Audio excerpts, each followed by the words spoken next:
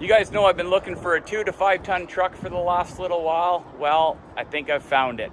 I've already seen it. I've known about it for a long time. I've passed it up a couple of times, but I finally came back around and made a deal on it. I figure it's getting harder and harder to find the trucks in the 30s at a decent price. And the more I look at this one, the more I kind of see the potential that's really standing right in front of me.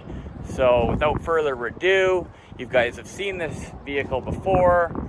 It was in the video with Rolly's Truck and Tractor. I made a deal on this old gem. It's 1937 GMC, and it's coming home to Dubs. My plan is to build a 4-wheel drive, something that I can daily drive, tow stuff, drive throughout the winter, and just have a cool old truck. So this is gonna be it. Let's have a little closer walk around, see what we're up against. This truck here has been sitting for at least 20 years in this spot, and who knows how many years before that since it was actually running. It is complete, the engine is there, everything is here, but again, all I want is the sheet metal.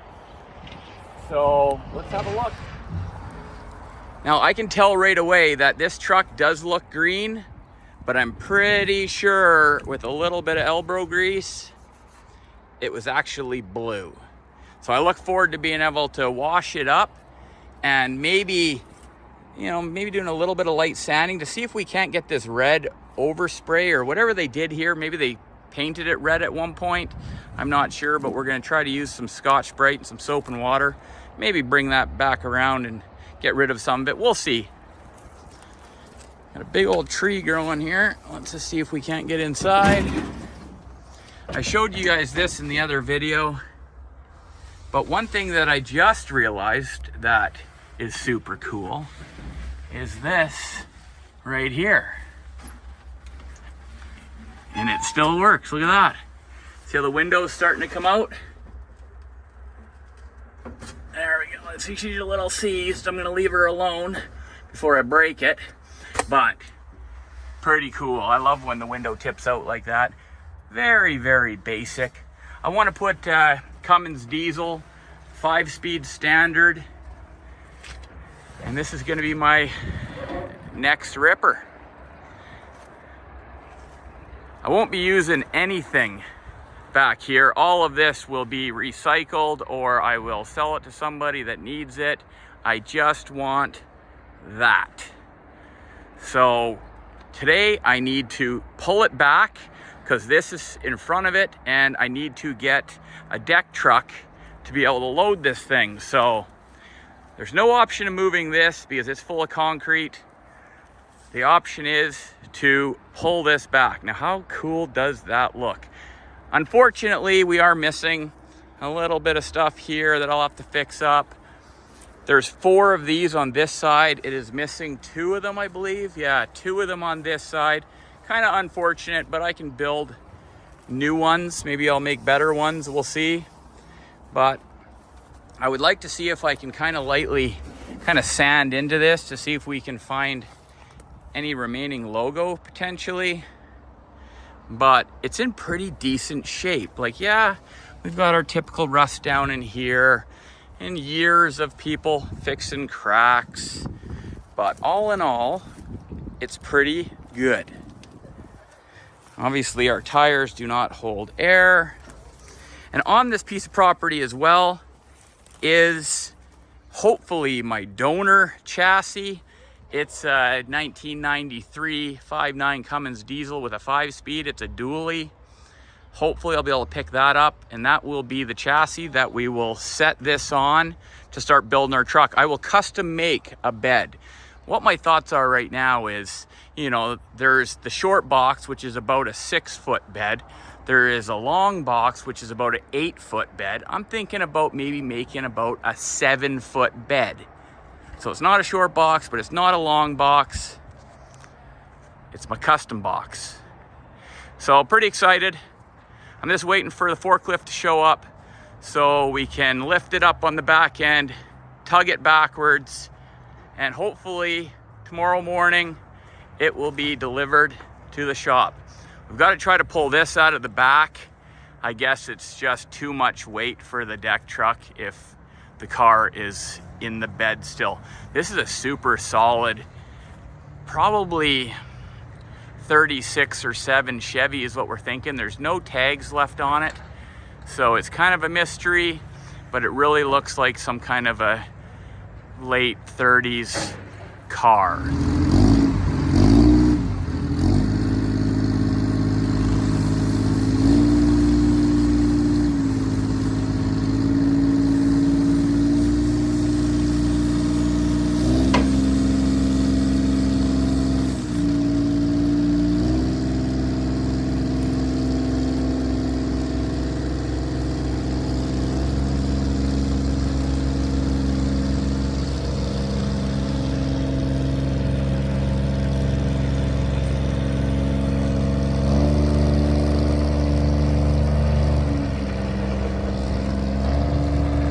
27 years and it's finally out of the hole. My 1937 GMC just showed up here at the shop, and let's start off by just showing it a little bit of love and being the first person to wash this vehicle in at least 40 years. I have heard now that this vehicle was parked in that place since at least 1984. So that's 40 years. And from there, it was just down the street parked for I don't know how long. So it's been a long time since this vehicle's ever seen, well, any kind of attention for that matter. And today, that's all about to change. Let's get out the hose, start washing it down. This is all green oxidization, but this vehicle was blue. So there's gonna be a great transformation. I have kind of looked it over now, and I did see that if you notice, the back of the cab is all pretty dark red. So somebody had painted this vehicle red, and this box was protecting the backside, and the sun was getting all of this. So a lot of the red is gone. I'm gonna try to remove a bunch of the red to get back to the original paint, which I think is the blue. Let's see how this turns out. There's our before.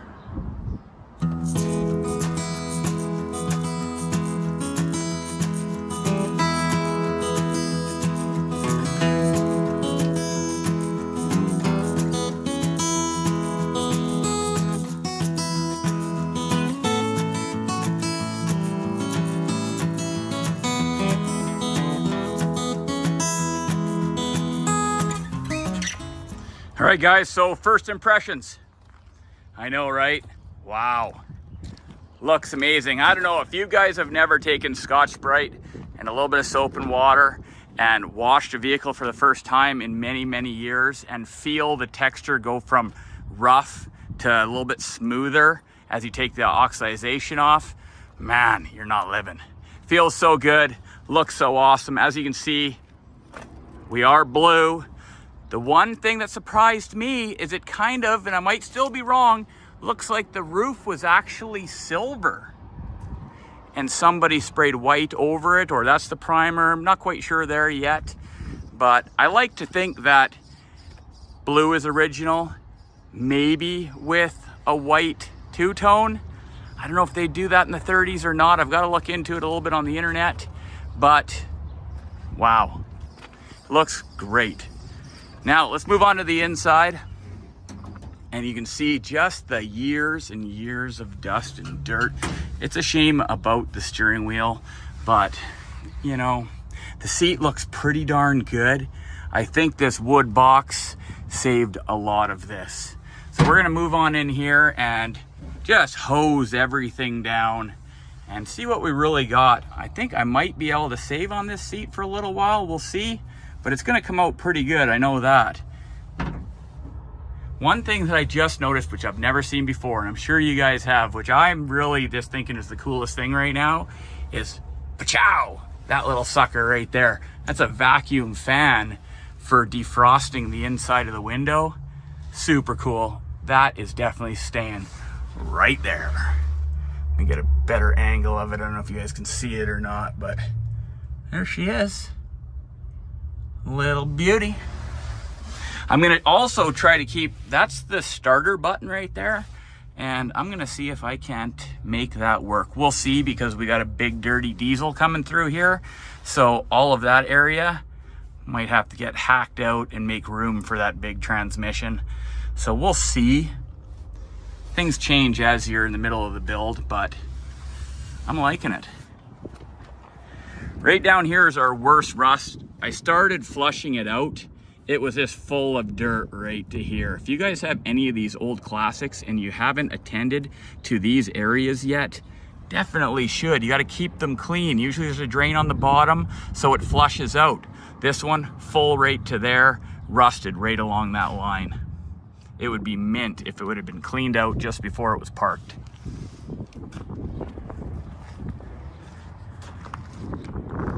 All right. There's our before.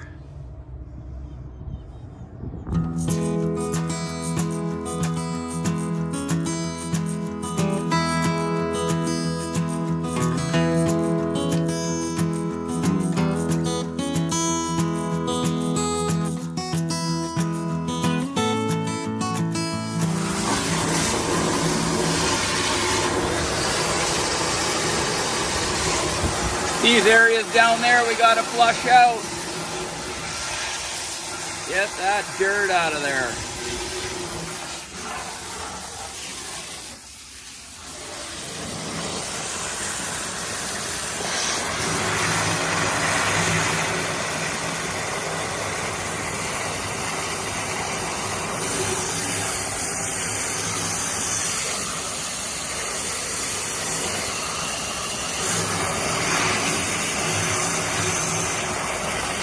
Look at all that dirt coming out.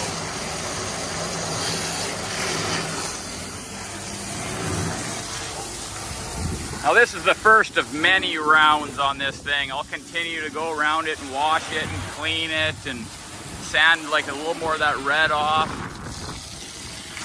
until finally it reaches perfection. I'm gonna get in here, I'm gonna clean all of this crap, and we're gonna wash the dash, clean everything up, and we're gonna peek in here for a final inspection.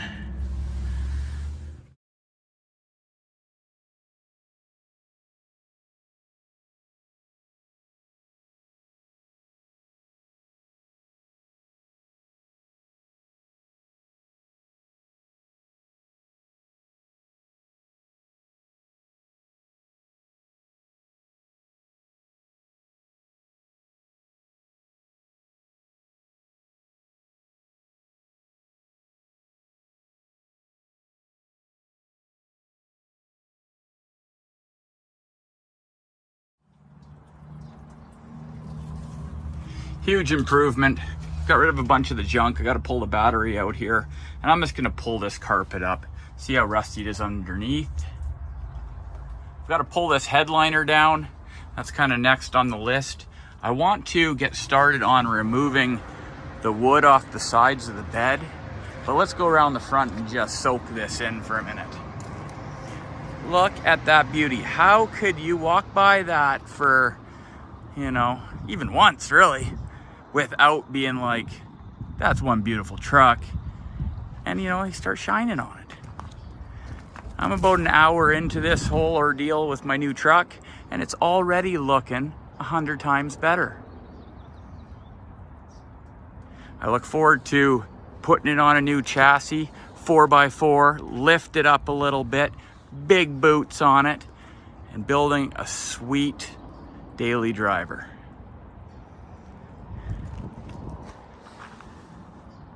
I want you. Going after the old wood next. I've got to start lightening it up. My plan is to cut the frame right here, put this aside, and dismantle all this, put it on my trailer, and either recycle it, or I'm still looking for somebody to maybe take the rear axle, anything of value, before it's gone off this planet or made into electric vehicles or something stupid.